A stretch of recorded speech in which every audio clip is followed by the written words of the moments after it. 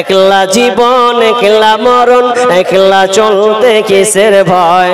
এই দুনিয়ার মানুষগুলো কেউ তো কারো নয় গো, এই দুনিয়ার মানুষগুলো কেউ তো কারো নয়। স্বার্থ ছাড়া কেউ চলে না, মনের কথা কেউ বোঝে না। স্বার্থ ছাড়া কেউ চলে না, মনের কথা কেউ বুঝে না। কারো দুঃখ দেখলে আবার করে দুঃখের অভিনয়। এই দুনিয়ার মানুষগুলো কেউ তো কারো নয়, এই দুনিয়ার মানুষগুলো কেউ তো কারো নয়। আপনি লাশ হবেন, শুয়ে থাকবেন, বেটা বলবে, বেটা চাচাকে বলবে আর মামাকে বলবে মামা আসো দুটা ভাত খেয়ে লাও। আপনার লাশ পড়ে থাকবে, ভাত খাওন দাওন চলবে। আপনি লাশ হয়ে গেছেন, কারণ আপনার আর কোনো দাম নাই। যতদিন বেঁচে ছিলেন ততক্ষণ পর্যন্ত আপনার দাম ছিল। আপনি লাশ হয়ে গেছেন, এখন আপনাকে কবর করে দেওয়া হবে। যেই মানুষটা আপনি আলো ছাড়া থাকতে পারেন না, যেই মানুষটা আপনি বিছানা ছাড়া ঘুমাতে পারেন না, আপনাকে ওই 3.5 হাত মাটির নিচে আপনাকে রেখে আসবে, কেউ আপনার খবর নিবে না। চিন্তা করে দেখো না কবরে কি যাইবা না, যেই কবরে আল্লাহ ছাড়া বন্ধু কেউ থাকবে না। চিন্তা করে দেখো না কবরে কি যাইবা না। এই দুনিয়া সবই পর, কবর যে তোর আসল ঘর। এই দুনিয়া সবই পর, কবর যে তোর আসল ঘর। কেমনে সে চাই থাকবি পরে শুধুই মাটির বিছানা। চিন্তা করে দেখো না কবরে কি যাইবা না, চিন্তা করে দেখো না কবরে কি যাইবা না। ভাই বলেন, আরে 1000 টাকা করে বলুন না ভাই। কথা বলি, কথাটা মাথায় নেন তো। যদি আপনি দিবেন কিন্তু আপনি অলসতা করছেন, বুঝতে পারছি। আপনারা যারা চাপ বয়স্ক টাইপের লোক বসে আছেন অনেকে, আমি একটা জিনিস আপনাকে দেখাই। আচ্ছা, কোন মানুষটা চাই না যে আমি দান করতে না পারি, আমার কাছে নেই, অল্প আছে কিন্তু আমার ছেলেদের কাছে আছে, ছেলেরা আমার জন্য দান করুক? এটা অনেকের আশা থাকে না? থাকে না? থাকে। আমি বসে আছি, আমার 4টা বেটা 5টা বেটা, তার মধ্যে 2টা বেটাও যদি অন্তত বলে যে আব্বার জন্য 500 টাকা দিলাম। আচ্ছা, এরকম কটা লোক পাবো? আপনার বিশ্বাস আছে? আপনার বিশ্বাস কি আছে? আপনার 4টা বেটা তো বলছে যে আব্বাকে ভাত দিব, ভাগ কর। কে কয়দিন খাওয়াই পালি সিস্টেম কর। দুনিয়াতে আপনাকে পালি সিস্টেম করে, গোয়াল ঘরে আপনাকে রাখে, এই তো হচ্ছে দুনিয়ার নিয়ম।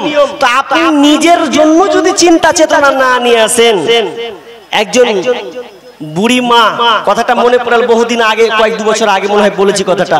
একজন বুড়ি মেয়ে, জাল সারি কথা বলছি, কোন এক জায়গাতে একটা মেয়ে, মানে মেয়েটার বয়স্ক মেয়ে, খুবই বয়স, বয়স প্রায় 60 হয়ে যাবে মেয়েটা, বুড়ি মা 60 বছর বয়স।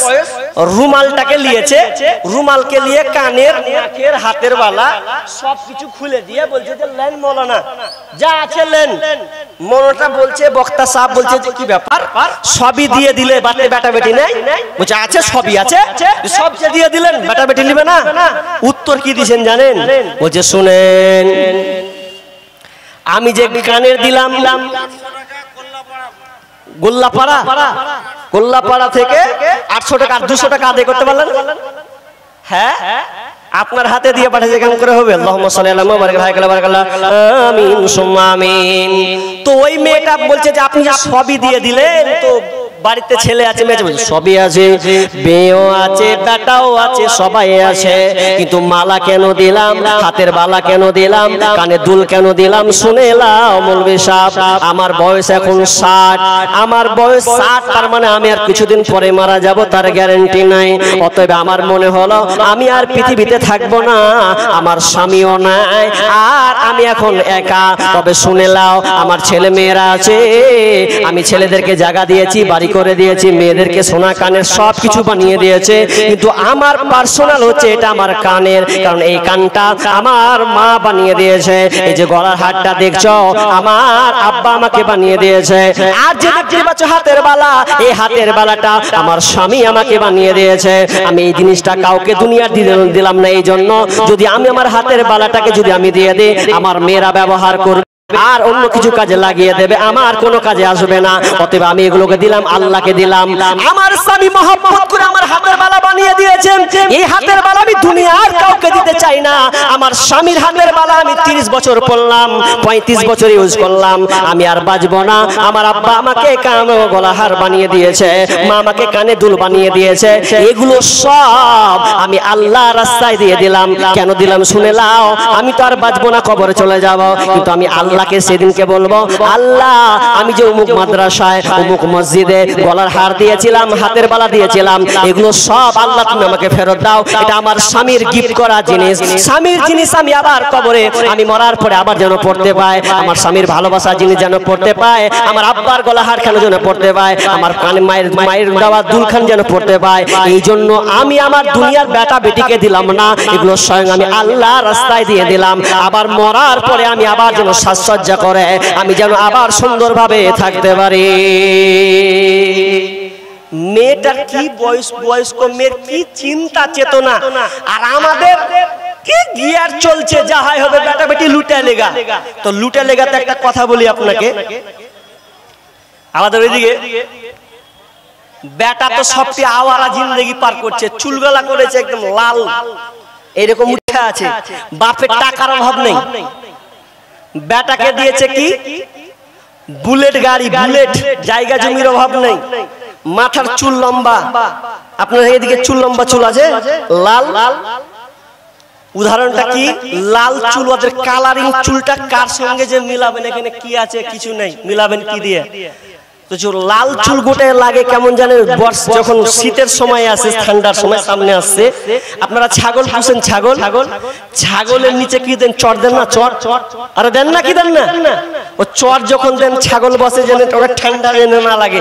তো সকাল তখন দেখবেন যে ছাগলকে যখন বাহির করে চটের উপরে হলদা হয় না, পেশাব করে হলদা ব্রিং হয়ে যায়। তো ওই হলদা ব্রিং এর চিহ্নই হচ্ছে ওই ওর মতন চুলকে যে এরকম হলদা করে রেখেছে ওপর মনে, সেম টু সেম বকরি মুতা চুল করে রেখেছে ওই বেটা।